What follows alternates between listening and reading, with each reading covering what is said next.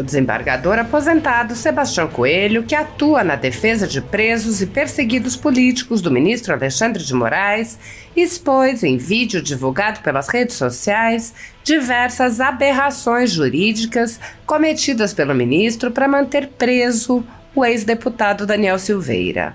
Daniel Silveira já reúne há um bom tempo as condições para a progressão de regime e pode, portanto, sair da penitenciária. Mas o ministro Alexandre de Moraes vem criando sucessivos empecilhos para a defesa e mantém Daniel Silveira preso. Com o tempo completo, o ministro decidiu cobrar uma multa, mesmo já tendo bloqueado os bens e a renda do ex-deputado e de sua esposa. Quando a multa foi paga, o valor foi corrigido para cobrar ainda mais.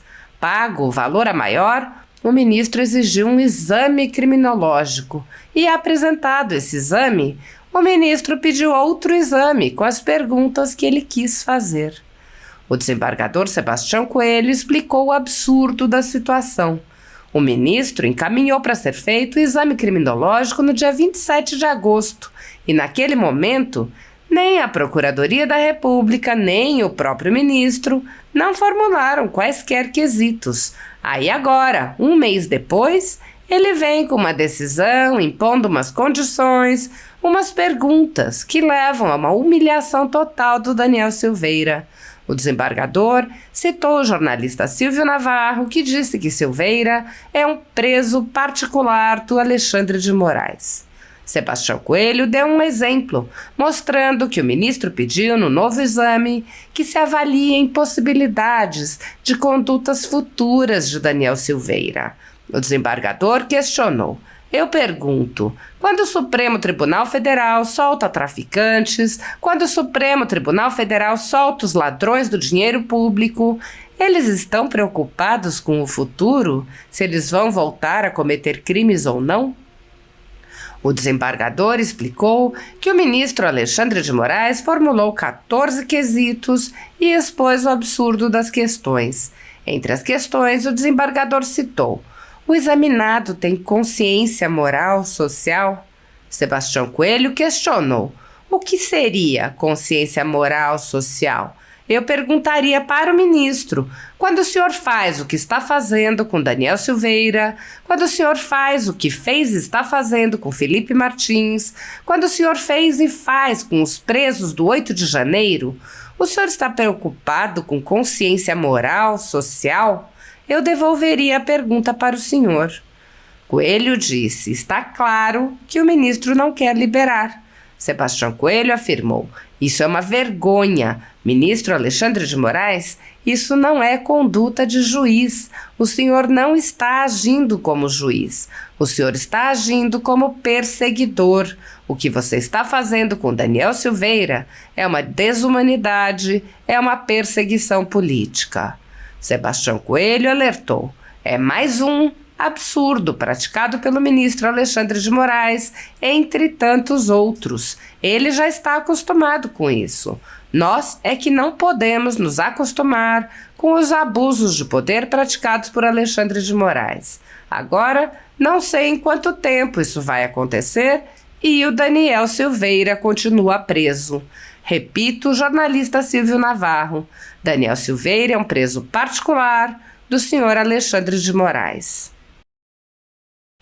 O desembargador Sebastião Coelho mencionou ainda que a equipe de defesa de Daniel Silveira está apresentando recursos a tribunais internacionais devido aos crimes contra a humanidade cometidos pelo ministro Alexandre de Moraes.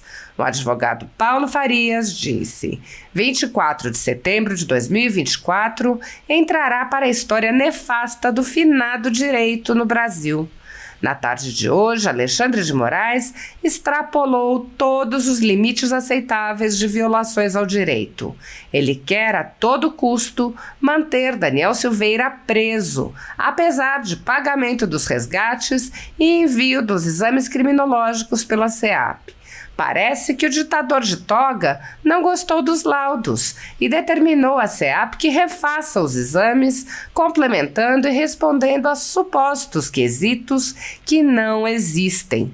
Exames criminológicos, na era até Moraes, não possuem quesitos a serem respondidos. Exame criminológico antes de Moraes é um procedimento multiprofissional onde o preso, em vias de receber algum benefício legal, progressão de regime, é entrevistado e o conteúdo é descrito em laudo, informando se ele tem ou não capacidade de se reintegrar à sociedade.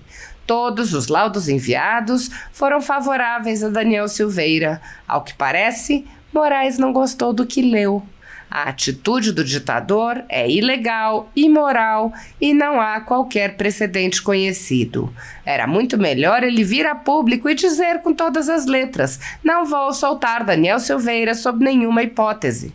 Mas não, prefere violar a lei e ignorar direitos, que nada mais é que a prática dolosa da tortura, conforme está disposto no artigo 1º e parágrafos da Lei 9.455 de 97. Leia!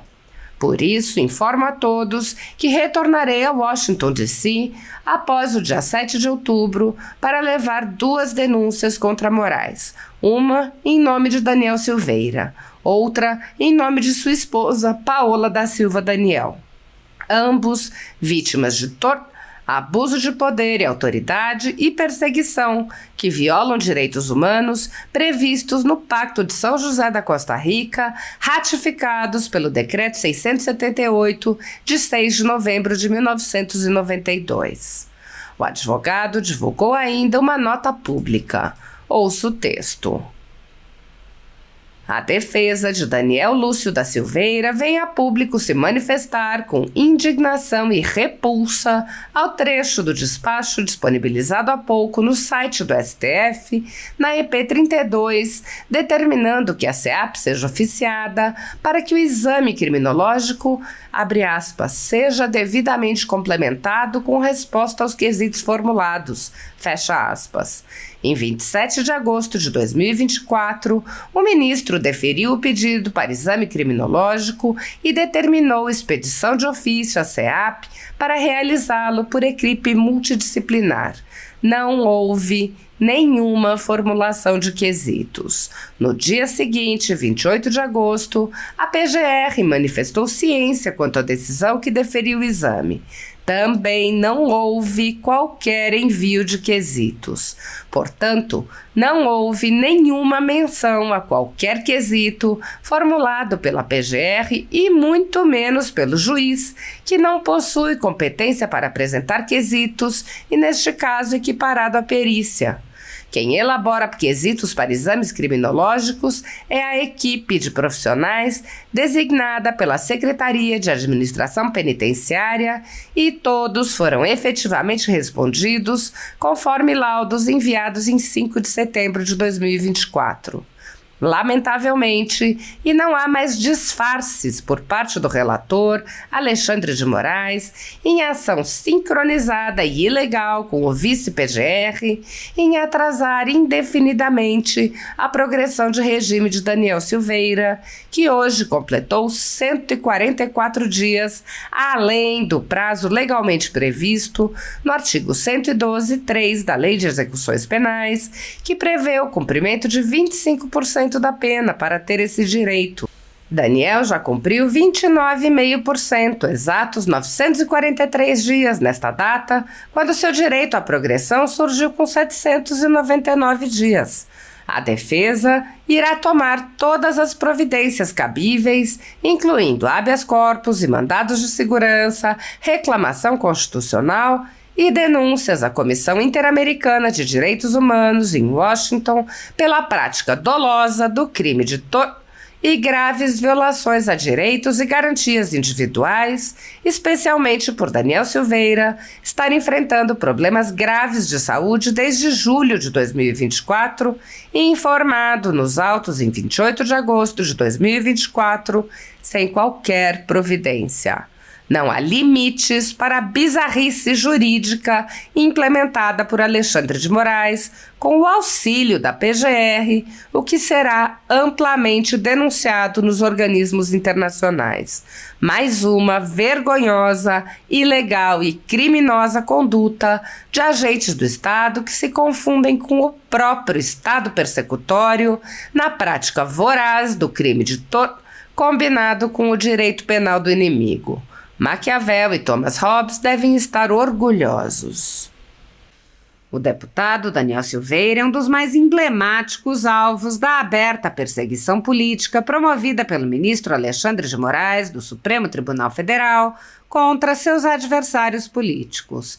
Mesmo em pleno exercício do mandato parlamentar, o deputado foi preso por palavras proferidas em vídeo e permaneceu preso preventivamente por mais de 7 meses. O deputado teve suas redes sociais bloqueadas e foi proibido de conceder entrevistas e de participar de eventos públicos. Quando foi libertado, teve que utilizar uma tornozeleira eletrônica e só podia circular em Niterói e em Brasília. Seu patrimônio foi confiscado em multa sem previsão legal e até seu salário foi diretamente confiscado, além de verbas relativas ao exercício do mandato. O deputado recebeu a graça presidencial após ser condenado por suas palavras a uma pena maior do que a de muitos autores de crimes gravíssimos contra a vida.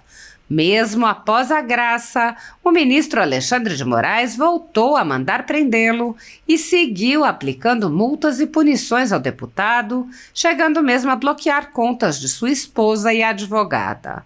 O STF cancelou o indulto presidencial concedido a Silveira, o condenou por suas palavras e o mantém preso até hoje.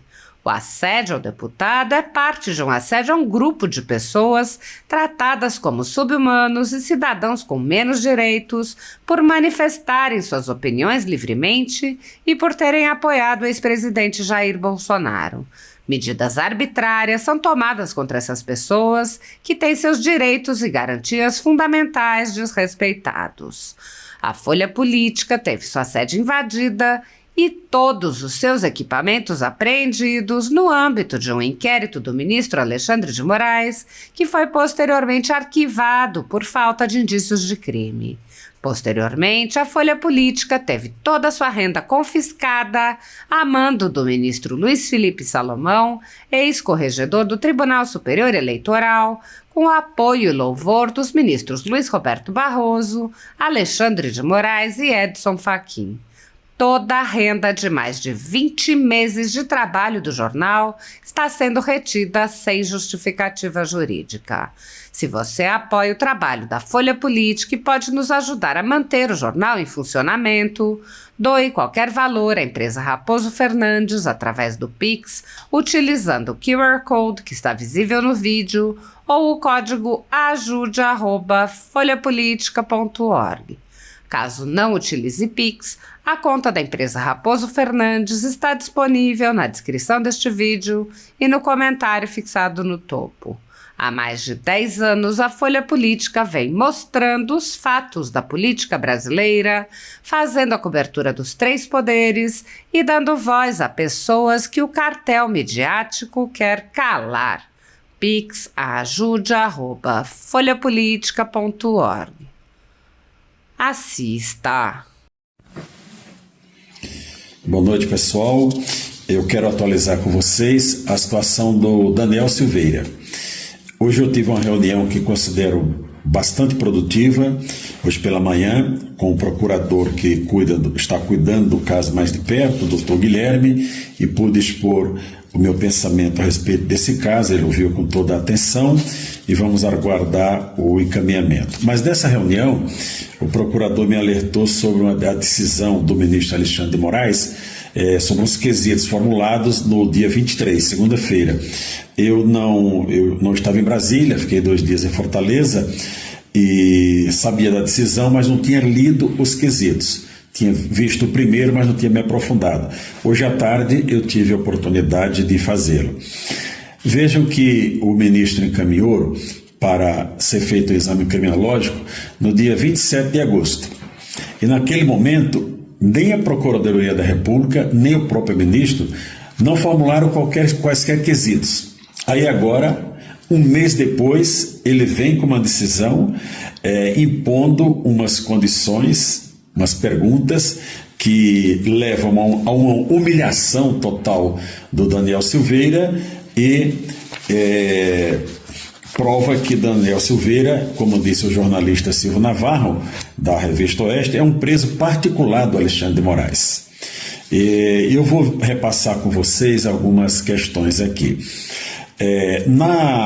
No laudo apresentado, diz o seguinte: no momento atual, não permitindo predizer condutas futuras. Evidentemente, como é que a psicóloga, o psiquiatra ou a equipe multidisciplinar do presídio vai prever questão futura de delitos? Eu pergunto, quando o Supremo Tribunal Federal solta traficantes, quando o Supremo Tribunal Federal solta os ladrões do dinheiro público, eles estão preocupados com o futuro, se eles vão voltar a cometer crimes ou não? Solta até medidas cautelares, liminares, melhor dizendo. Muito bem. Foram formulados 10 quesitos, com alguns desdobramentos que podemos dizer que são 14. O primeiro deles diz o seguinte: o examinado, que é o Daniel Silveira, elabora crítica consistente e adequada sobre os delitos cometidos. Ele não tem que elaborar conduta nenhuma. Ele está condenado, é fato, ponto. Isso aí é passado. Agora a questão é ir para o artigo 112 da Lei de Execuções Penais para ver se ele tem bom comportamento carcerário e se tem o exame criminológico que já foi apresentado. O segundo quesito: o examinado tece alguma reflexão sobre os eventuais danos de sua conduta delituosa tenha causado, se positivo, quais? No laudo já está dito que ele não considera que cometeu crime e não considera mesmo. Agora veja a pegadinha dessa pergunta. Se ele disser que não faz nenhuma reflexão sobre o dano causado, ele diz: olha, não está apto a sair. E se ele disser: não, realmente eu causei algum dano, vai dizer: olha, está vendo? A condenação foi correta, o que nós fizemos foi correto. Ele quer saber sobre periculosidade, isso aqui posso pular. Apresenta estereótipo que voltará a delinquir. Qual o crime que Daniel Silveira cometeu anteriormente? Qual a ficha criminal de Daniel Silveira para fazer uma pergunta dessa? Está claro que o ministro não quer liberá-lo e o doutor Paulo Farias já está tomando as providências no âmbito internacional.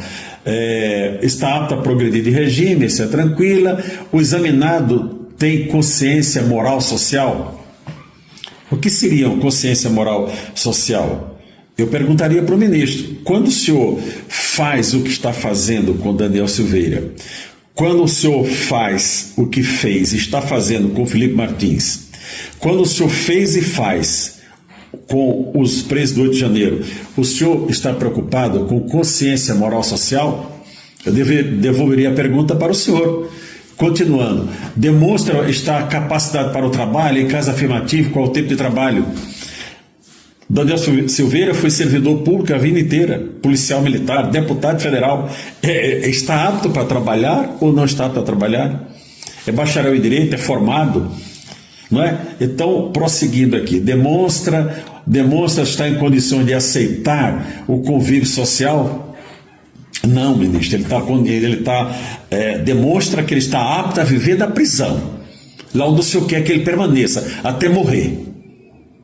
Essa é a resposta que eu daria, não é? Continuando, o entrevistado mostrou-se cooperativo a responder por completo, de forma espontânea, as perguntas. E se ele não colaborar? E se ele responder, fizer deram umas respostas rindo, alegre: olha, gente, estou colaborativo aqui. É isso que o senhor quer? Humilhar o Daniel Silveira mais do que o senhor já tem humilhado? Ele tem que responder com revolta. O doutor Paulo Farias, como eu disse, está tomando as providências para as denúncias internacionais, mas eu vou desde já alertar a doutora Paola, que é esposa do Daniel Silveira e também advogada do processo. Doutora Paola, corra no presídio e não deixe o Daniel se submeter a esse novo exame sem conversar com os advogados. Nós precisamos orientar o Daniel, porque aqui tem algumas perguntas que o ministro está sendo claro, que a depender da resposta do Daniel, ele não vai soltar, ele não vai progredir de regime, colocar no regime semiaberto. Foi o mesmo que ele tentou fazer com o Felipe Martins. Olha, dá a concordância para que a imigração dos Estados Unidos acesse os seus dados para nos trazer aqui, e nós dissemos não. O senhor está querendo arrumar prova, que o senhor que arruma essa prova. Era uma cilada. Se o Felipe Martins tivesse concordado com aquilo, ele estaria preso até hoje. Então, da mesma forma, doutora Paola, converse com o Daniel. Vamos ver aí se eu consigo ir no Rio de Janeiro, ou o doutor Paulo Farias, ou nós fazemos uma reunião para orientar o Daniel Silveira, que é nosso dever como advogados. Daniel não pode responder a alguma das perguntas dessa daqui sob pena de se incriminar. E nós estamos tratando de um crime passado. Isso é passado, já a condenação está transitada em julgado, está em execução de pena. O que é que ele quer saber de motivação de crime? Isso é uma vergonha. Isso não é o ministro Alexandre de Moraes. Olha, isso não é conduta de juiz. O senhor não está agindo como juiz. O senhor está agindo como um perseguidor. O que o senhor está fazendo com o Daniel Silveira é uma desumanidade, é uma perseguição política. Então o senhor vai continuar na mídia, porque existem advogados que não têm medo do senhor de denunciar os seus crimes. Então, pessoal, essa é a atualização. É mais um absurdo praticado pelo ministro Alexandre de Moraes, de tantos outros que ele já está acostumado com isso. Nós é que não podemos nos acostumar com os abusos de poder praticados por Alexandre de Moraes. Agora não sei quanto tempo isso vai acontecer, e Daniel Silveira continua preso. Repito, o jornalista Silvio Navarro. Daniel Silveira é um preso particular do senhor Alexandre de Moraes. Mas nós vamos vencer, pessoal. Paz a todos.